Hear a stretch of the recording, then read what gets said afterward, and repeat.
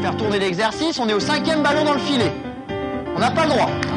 2 entraînements par semaine, mercredi soir physique, vendredi soir jeu individuel. Et depuis quelques semaines, plusieurs voix rythment l'entraînement.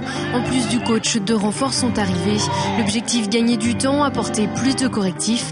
Face à un début de saison difficile, 6 défaites et 1 victoire.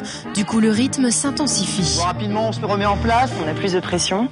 On en vient presque à avoir un managériat personnalisé en fait. On peut pas... Ouais, c'est personnalisé. On a vite un retour sur ce qu'on fait. Si on fait mal, on a vite l'un des 3 aussi qui vient nous dire faut plus faire comme ça, comme ça. Et puis ils interviennent tous sur un secteur différent. Nicolas plus sur la technique, Guillaume sur le fond de jeu et puis Gilles sur la combativité. Donc c'est relativement complet.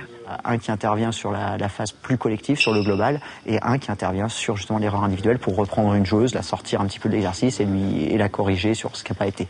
2 heures où les positions, les attitudes des joueuses sont analysées et détaillées pour regrouper les qualités individuelles et créer un vrai jeu collectif qui implique pour les coéquipières de bien se connaître. C'est peut-être ça qui nous a pris un petit peu de temps en début de saison. Donc c'est vrai qu'on est souvent entouré des mêmes et on apprend à travailler ensemble, mais ça se travaille tout le temps, même en match. Ce qu'on privilégie, c'est notre jeu, notre qualité d'équipe, comment on va fonctionner, quel système de jeu on veut mettre en place. Et ensuite, sur le match, on peut avoir quelques adaptations. Donc tout ce qu'on trouve là aujourd'hui, le travail, c'est un travail qui est planifié sur la saison en fait, où on est principalement là sur les attitudes défensives, en fait, tout le secteur défensif. Voilà. Pour retrouver les petits automatismes du 6 et puis être prête pour dimanche. Et le travail commence à payer. Les Vendéennes ont remporté leur première victoire face à l'équipe du Hayan, bien classée dans le tableau général.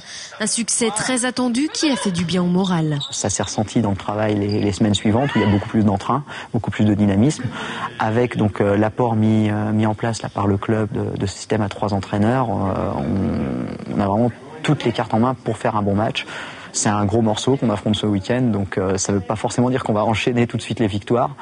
On a fixé la barre à 2 victoires minimum avant la fin de la première moitié de saison. Un objectif qui, avec le travail et la volonté des joueuses, semble tout à fait réaliste.